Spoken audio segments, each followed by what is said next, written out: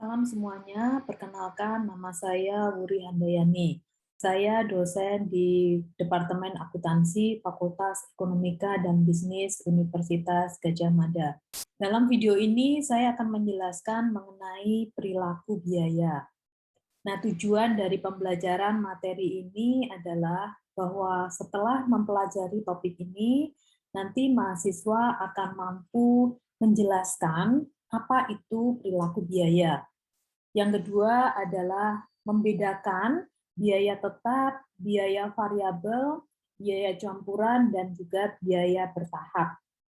Nah, yang ketiga, tujuan dari pembelajaran ini adalah bagaimana nanti mahasiswa mampu memisahkan biaya campuran ini menjadi biaya tetap dan biaya variabel. Kita mulai dengan prinsip dasar dari perilaku biaya.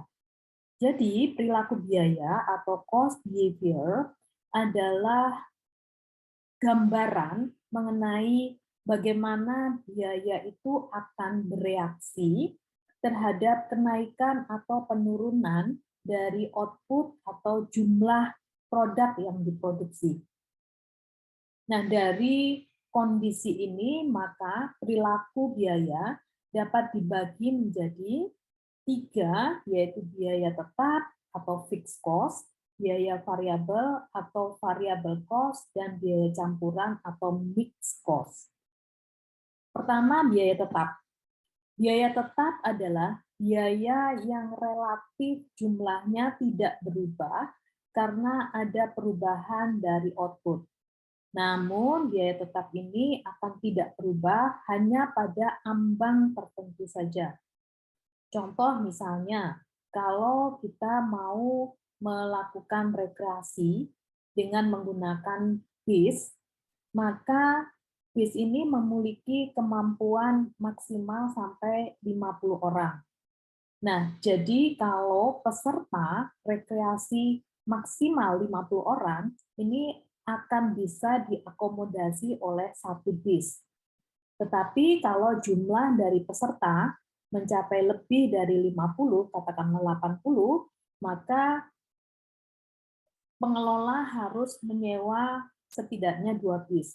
Nah, yang merupakan biaya tetap adalah biaya untuk sewa satu bis yang hanya bisa mengakomodasi maksimal 50 orang.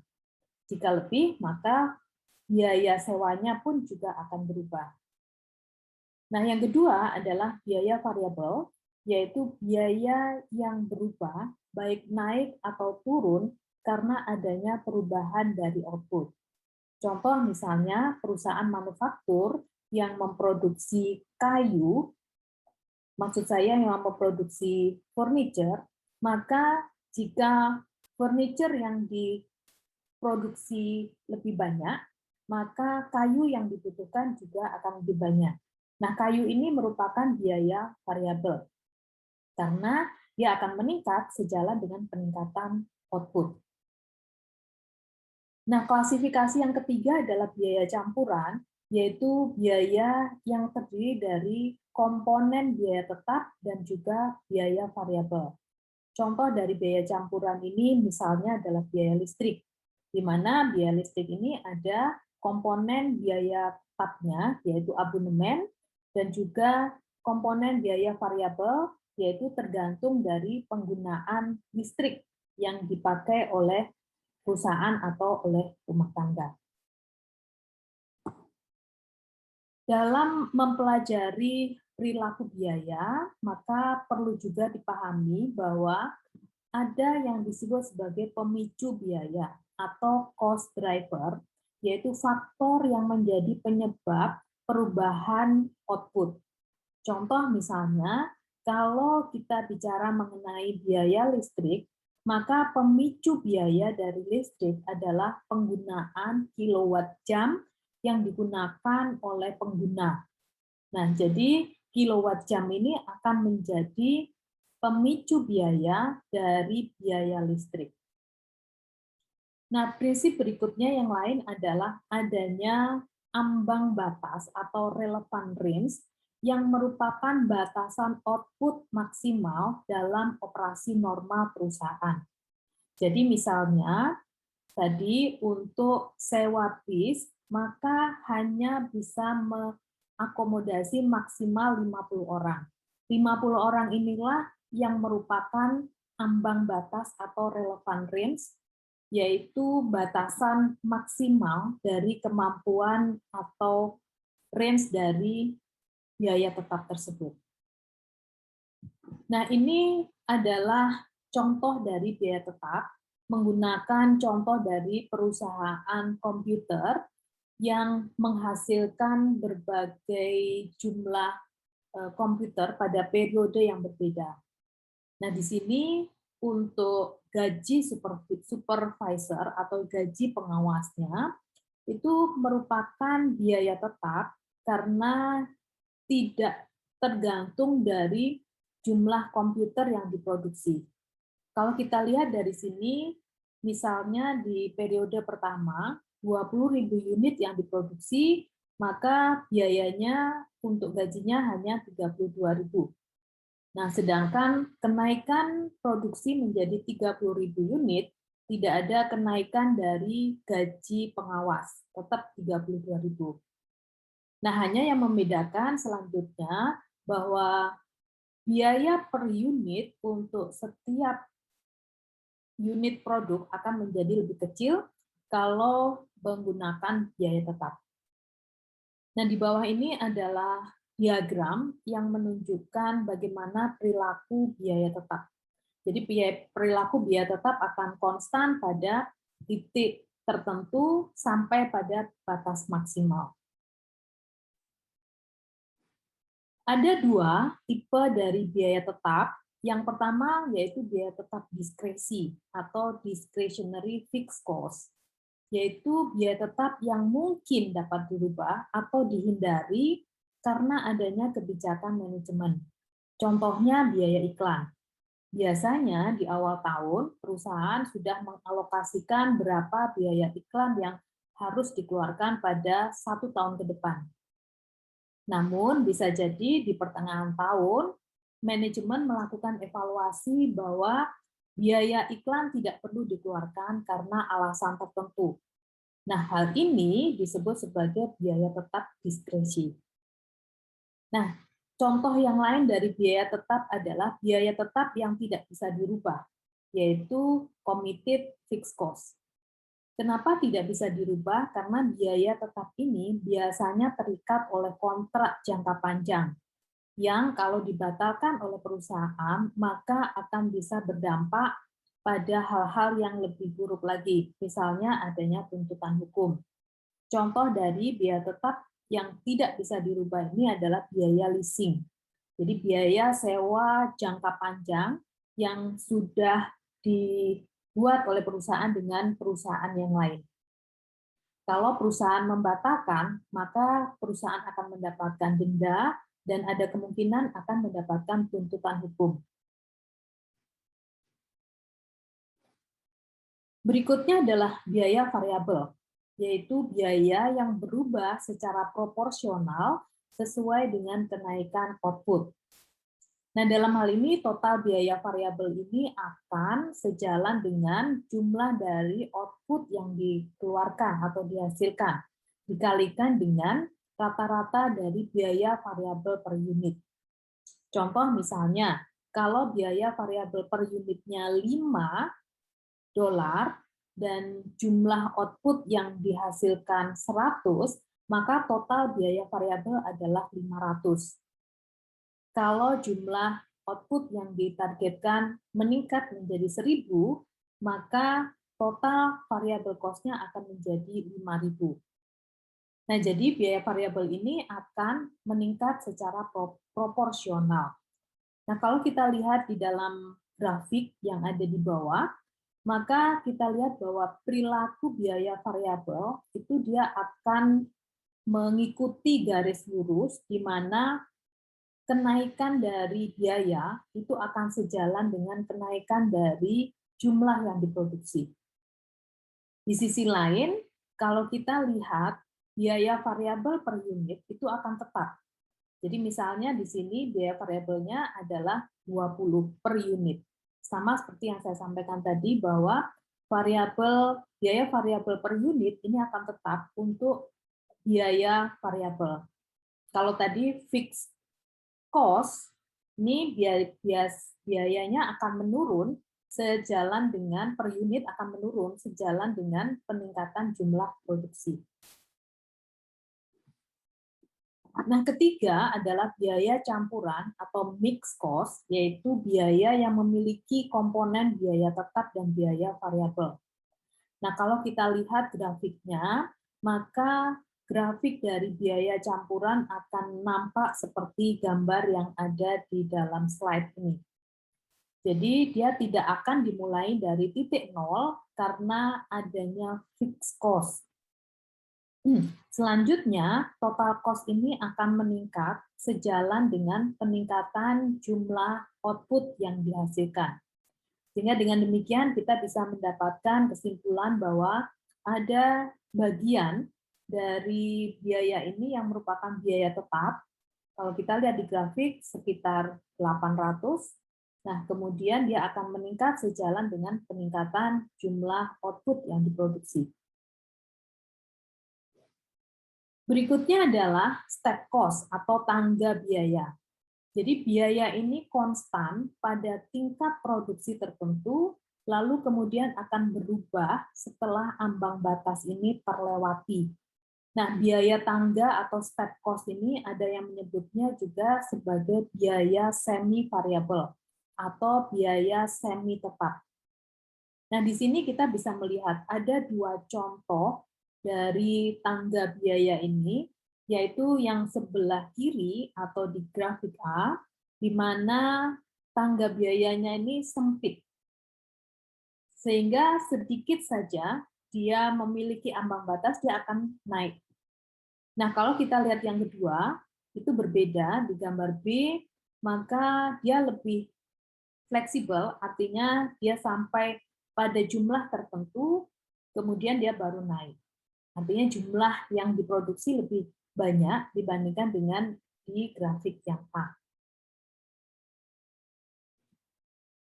Oke.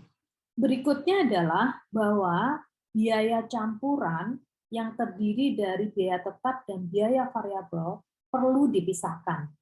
Mengapa?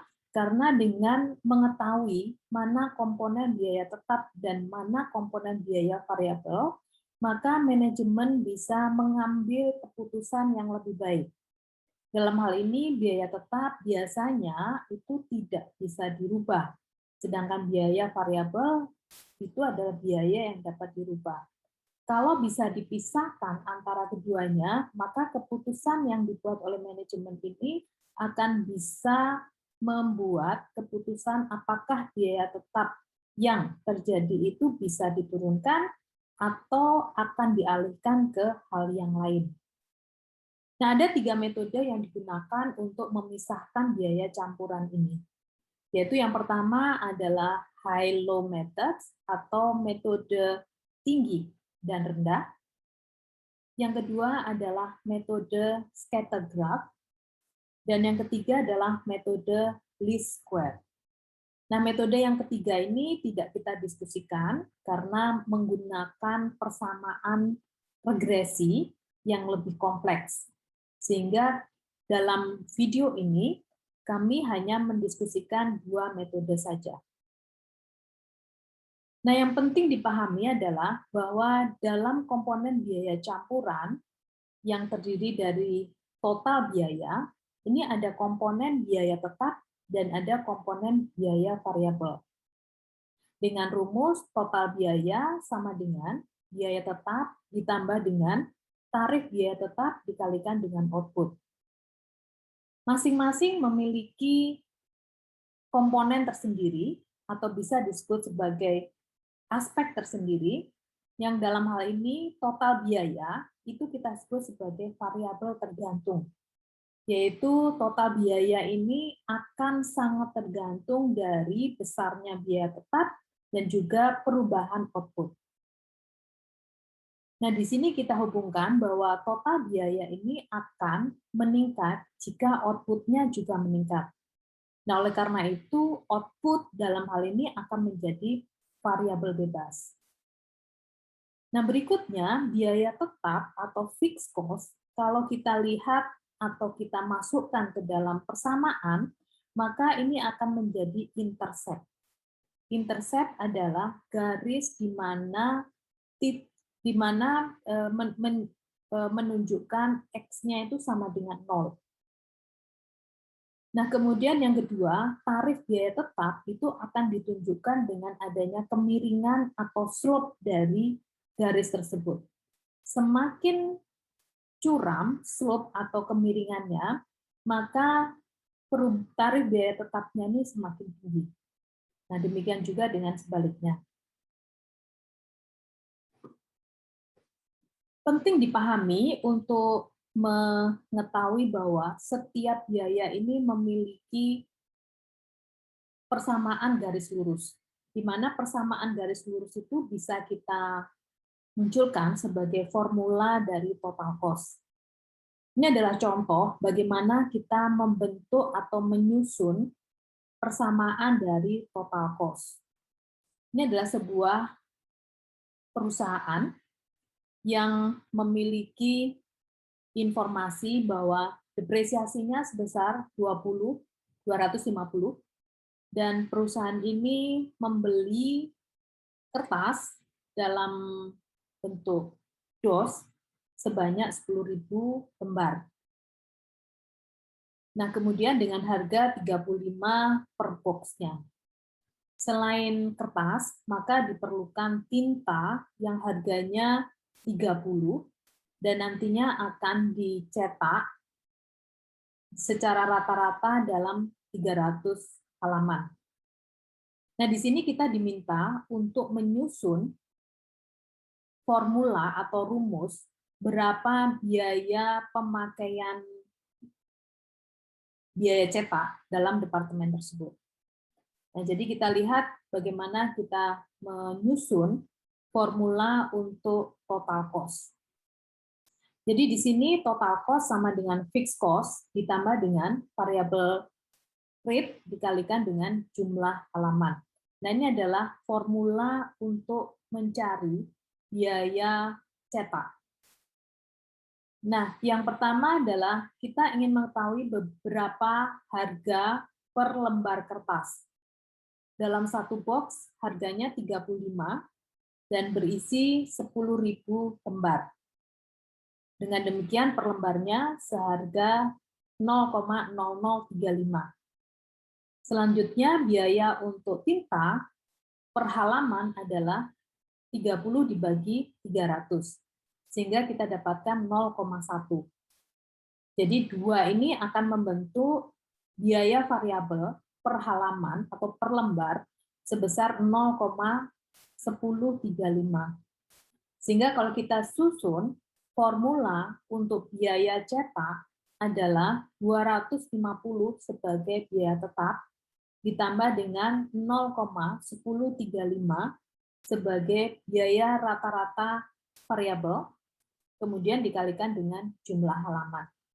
Nah, memahami formula atau rumus dari total cost ini akan membantu untuk mengidentifikasi berapa biaya yang diperlukan untuk memproduksi output tertentu. Nah, kita masuk ke dalam metode pemisahan biaya campuran, yaitu metode yang pertama, high-low method. Dalam high-low method ini diperlukan dua titik yang tertinggi dan terendah, sehingga kemiringan atau slope-nya bisa ditentukan. Berikut ini adalah data yang terkait dari perusahaan yang memiliki biaya untuk material, untuk penanganan material, dan juga dikaitkan dengan aktivitasnya sejumlah berapa kali pemindahan, mulai dari Januari sampai Oktober.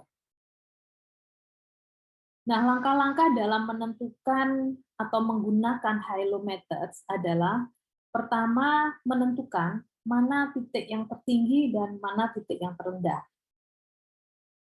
Langkah kedua adalah menghitung tarif biaya variabel dari titik tertinggi dan terendah dengan rumus yang tertera sebagai berikut, yaitu biaya pada titik tertinggi dikurangi dengan biaya pada titik terendah dibagi dengan output pada titik tertinggi dikurangi dengan output pada titik terendah.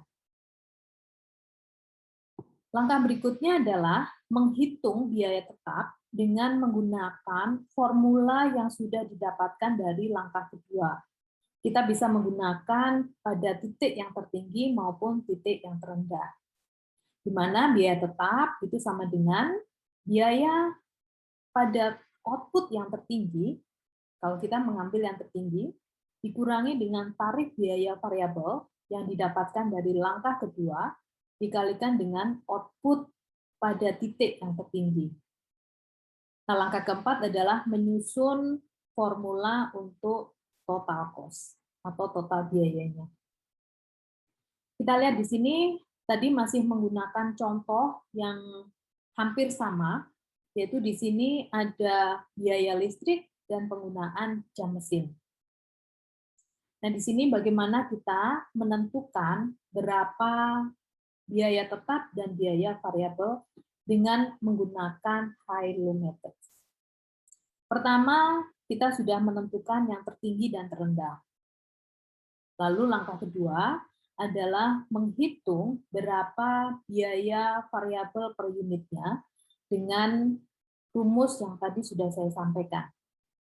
Dari data yang ada, maka kita bisa dapatkan bahwa pada titik tertinggi biayanya sebesar 4.100 dan pada biaya terendah sebesar 2.575. Jam mesin yang digunakan tertinggi adalah 600 dan yang terendah adalah 350. Jadi kita bisa mendapatkan rata-rata variabel per unit adalah 6,10 per jam mesin. Nah, ini yang kita masukkan dalam langkah ketiga untuk menghitung biaya tetapnya. Dengan menggunakan yang tertinggi, maka kita masukkan sebagai total cost dikurangi dengan variabelnya, dikalikan dengan jam mesin yang digunakan. Sehingga kita bisa mendapatkan total untuk biaya tetapnya adalah 440. Nah, terakhir, jadi kita bisa mendapatkan formula untuk menentukan total cost adalah 440 sebagai biaya tetap ditambah dengan 6,10 sebagai biaya variabel dikalikan dengan penggunaan jam mesin. Metode pemisahan biaya yang kedua adalah dengan scatter graph. Nah, metode ini digunakan untuk melihat hubungan antara biaya dengan output dengan cara memplotting dalam diagram.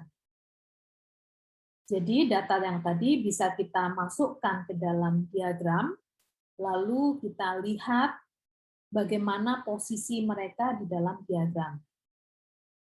Nah, langkah selanjutnya adalah dengan mengidentifikasi apakah ada data yang sifatnya anomali atau kita sebut outlier. Jadi data outlier ini biasanya datanya sangat ekstrim, baik dia terlalu tinggi atau terlalu rendah. Nah, kalau ditemui outlier semacam ini, maka sebaiknya data ini tidak digunakan karena akan mendapatkan estimasi yang tidak akurat. Nah, langkah ketiga dari scatter graph ini adalah membuat garis linier yang menghubungkan sebanyak mungkin titik-titik yang bisa dilewati. Nah, jadi garis linier ini merupakan perkiraan dari fungsi biaya yang mengcover titik-titik yang paling banyak. Nah, dari situ maka akan bisa didapatkan beberapa titik yang berada di atas maupun di bawah garis perkiraan. Nah, memang dari sisi akurasi, maka scatter graph ini dianggap kurang akurat